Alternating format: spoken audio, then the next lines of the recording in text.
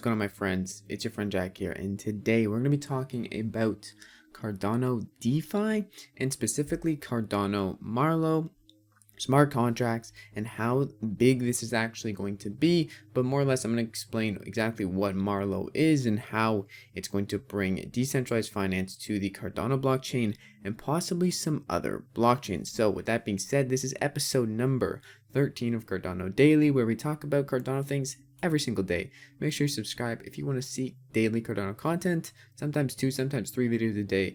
But let's get right into Marlowe and Cardano DeFi. So I'm just going to be reading this article from Input Output Hong Kong on their blog, and this was posted, a month and a bit ago.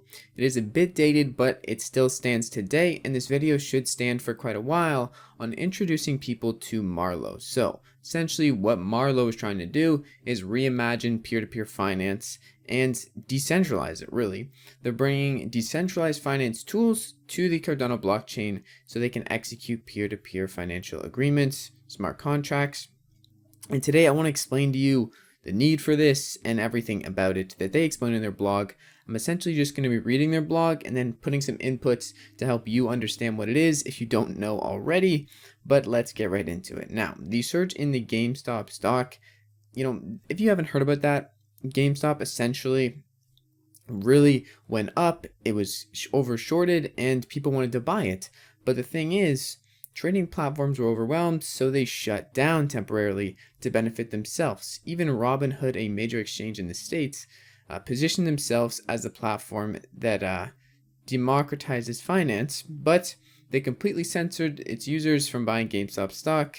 So the question is, are we really in control of our money? And hang on with me here. We're going to get into why this is important in a second, but almost all of us have given custody to some of our funds to a third party, leaving us at their discretion to decide if and when those funds can be accessed, used, or even viewed. So pretty weird, right? I can't access my funds because Robinhood doesn't want me to. So in the case of Robinhood and GameStop, we have seen how centralization can lead to failure. People not being able to access, view, or manage their funds in certain times when they really want to.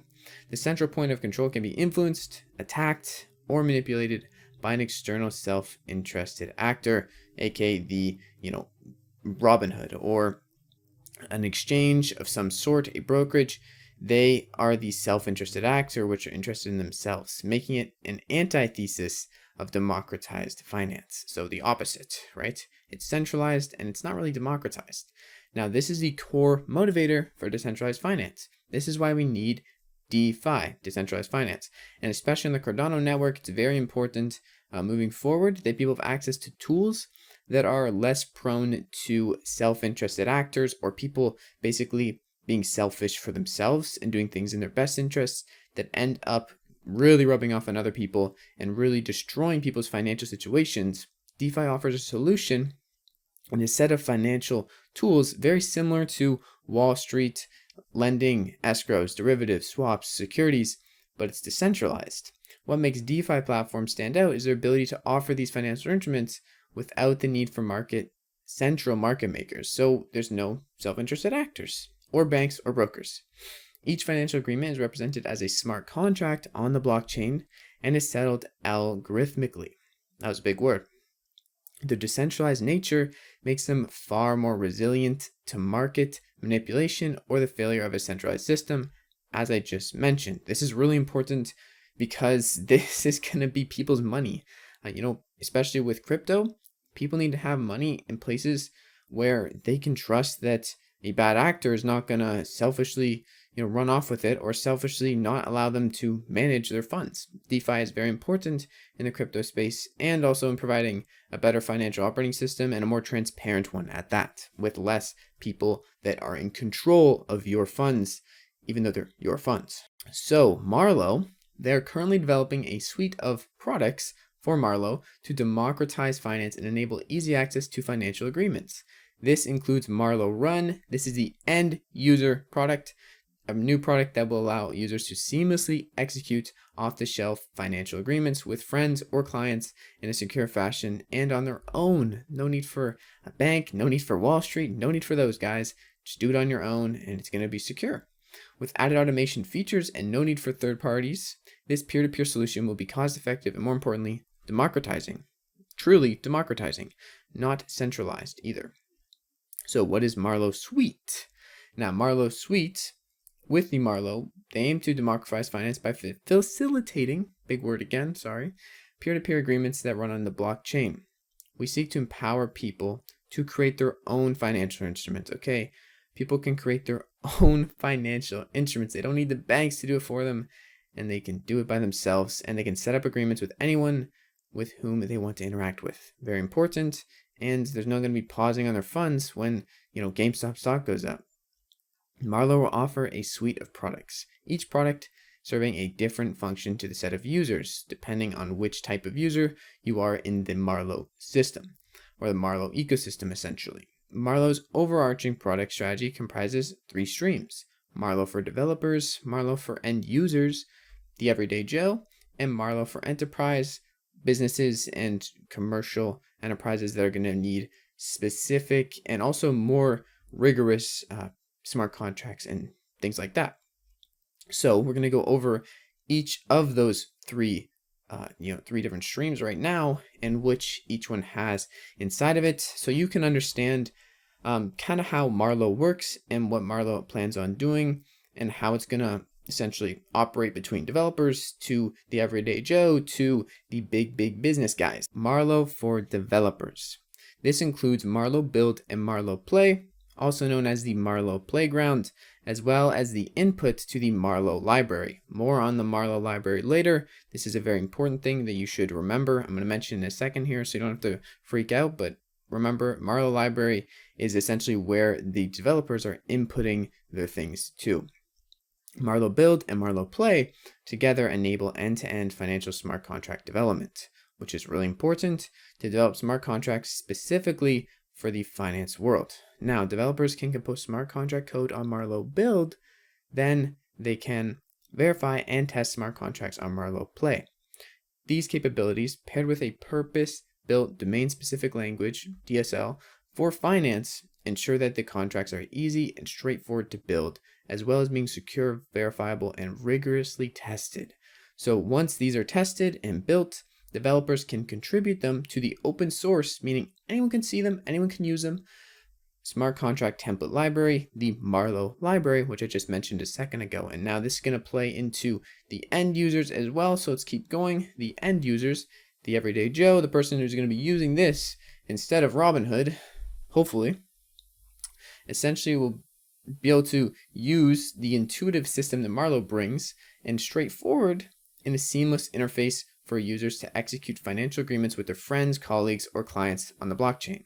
This includes Marlowe Run, the main product that is built for end users and gives access to a variety of templates for financial instruments from the Marlowe library, which we just mentioned is where developers are going to be able to put, build, test, then put them on the library for people to use after they're rigorously tested, verifiable, and secure.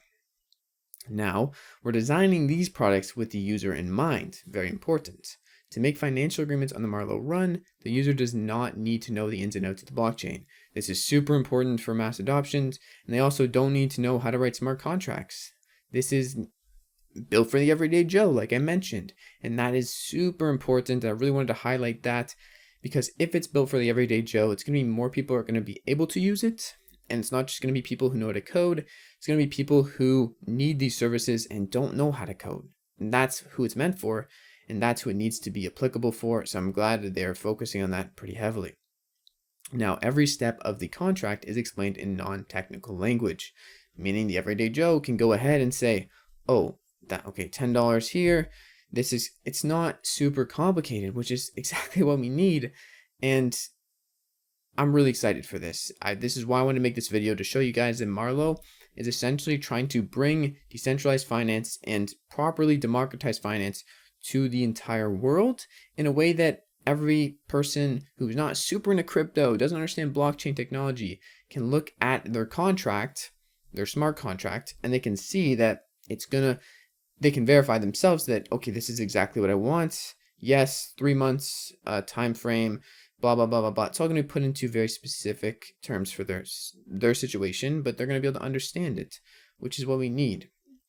Now, going on about the end users, our team has built a suite of rigorously tested and verified financial tools, including escrows, debt securities, and swaps that can be used on Marlowe Run for end users. These and many more verified open source contracts, which the developers are constantly adding to for specific use cases. And as things develop, more different open source contracts are going to be available to the end users, are made available through the Marlowe library, like I mentioned up here. Okay, so the Marlowe library is where the developers put their smart contracts once they're built and tested for specific financial use cases, and they're rigorously tested and verified before going into the library. Now, Marlowe for Enterprise, probably less applicable to the everyday Joe, definitely less applicable, and probably less interesting to you and me, but still important for the success of a blockchain technology. And you can't just cut out the big guys because you want to be decentralized finance. People and businesses and enterprises are still going to have a major role and definitely should be included and customized for in the system. So this is what they're doing. Marlowe for Enterprises aims to expand DeFi beyond individual users, helping enterprises to access the tangible benefits of smart contracts. This is another way that we're going to be able to push adoption and push the more and more use cases for this, capabilities and financial agreements that are tailored to a commercial use case. So commercial, of course, enterprise, with the provision of smart contract templates that adopt algorithmic contract types unified standards, or ACTUS for short, for financial contracts. So this is essentially a standard for the financial contracts adopted for enterprise edition smart contracts that are just going to ensure a more rigorously tested contract. At least that's the way I see it. They have a separate blog post on describing ACTUS. It's about a 12-minute read. It's a really long blog post and it goes into more depth. If you want to check that out, I will link it down in the description if I remember, but if not, you should be able to look up ACTUS and then Input Output Hong Kong, and you'll see the blog post on that if you want to know more about it. Now, implementing Marlowe on Cardano. So they started in 2020 and they rolled out the Marlowe Playground Alpha. In that alpha, they provided the ability to write contracts in JavaScript in addition to Haskell or directly in Marlowe itself. This also included proof of concept oracles with the ability to access external data such as price directly from a stock market ticker, or in the future, data feeds such as Coinbase, which would be pretty awesome. And I'm sure that's going to be coming at some point. To support the rollout, we publish tutorials to guide developers. Once again, a very good thing. Input Output Hong Kong is always helping their developers and helping people essentially use their tools that they're developing, which is really good. And we have since been building on this work, continuing to improve the user experience, very important, and building, testing, and validating more smart contract templates, which I'm assuming would be implemented into the Marlowe library as they move forward and successfully test those that they're building. Now, as a part of the Gogan rollout, which is pretty soon, we are now in the process of completing the implementation of Marlowe on Cardano. When I say pretty soon, I mean we are kind of in the middle of the Gogan rollout.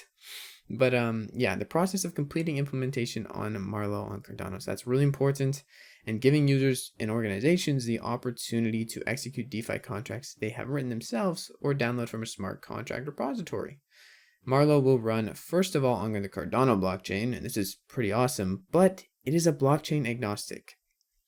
It is blockchain agnostic, so it could run on other blockchains to reach an even broader audience in the future. Pretty darn awesome in my opinion. And what comes next for Marlowe now that we're kind of started the rollout and we're in the process of the implementation of Marlowe on Cardano. So for end users, this will come online in stages throughout 2021, and we are in 2020 right now, so this year. So the first thing that's going to be rolled out in the stages of 2021 is the prototype of Marlowe Run, where users can demo and try out their own financial agreements.